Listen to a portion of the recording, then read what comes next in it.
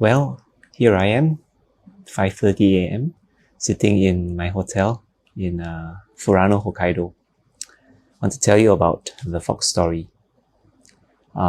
Yesterday, my wife and I took a drive up to Bie, the Blue Lake, for a sightseeing kind of visit. And after we were done with it, we were driving back to find a place for lunch. As we were driving along, I just casually mentioned to my wife, dearie, we haven't seen any animals as we were doing a drive along, like the last trip we made in Hokkaido. And at that moment, I just made a very casual prayer to God. God, please let us see some animals, before we return home tomorrow. Very casual prayer. And half a minute later, I kid you not, as we were driving along, I spotted a little creature just trotting by the side of the road, and so I slowed down, and we passed by this little fox. And to my eyes, it seemed to be limping. So because we were driving on the road, we couldn't stop, and so we continued to drive on. And I told my wife, can we circle back to take pictures, the photography in me.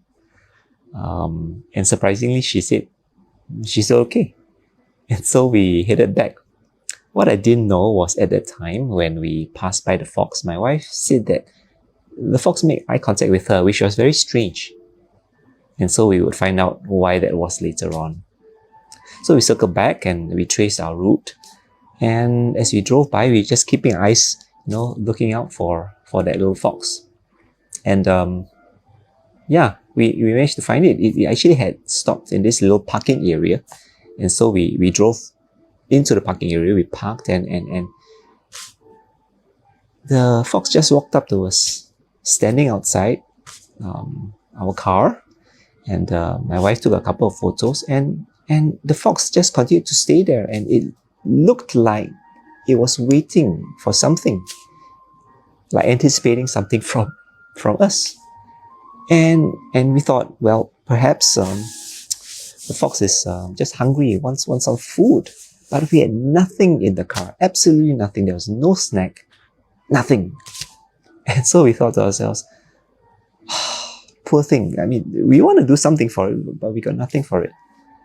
And again, at a point in time, my wife was like just praying for the fox. God, please provide something for this fox, which looks very, very hungry, very malnutritioned, and probably injured. And so we decided maybe we'll look for some food, which was a very strange thought, because we were in the middle of nowhere.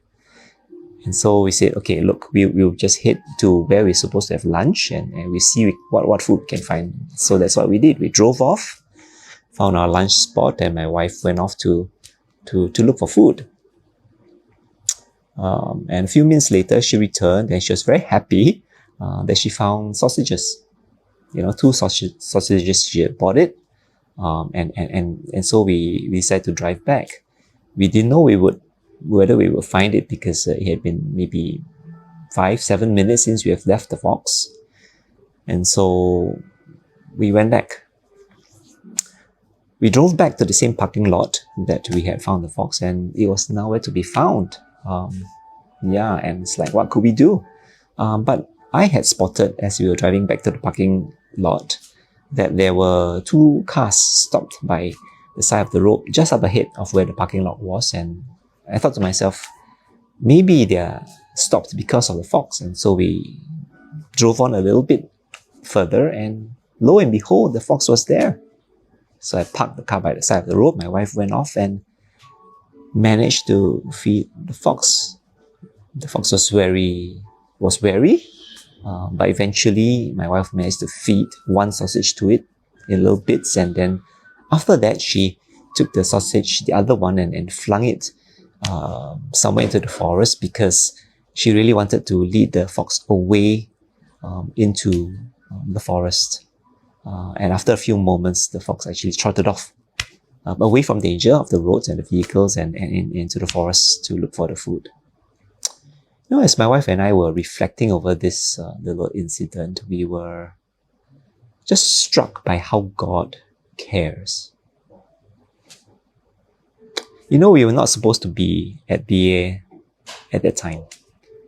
And God sovereignly again brought us there because I had a friend, a Fairfield teacher, who was going to BA at that time, and we decided instead of going to Farm Tomita and then to BA, we would go to BA first. And so that's what we did. And so we were there. God brought us all the way there at that time, at that moment, to provide food for this hungry, injured fox.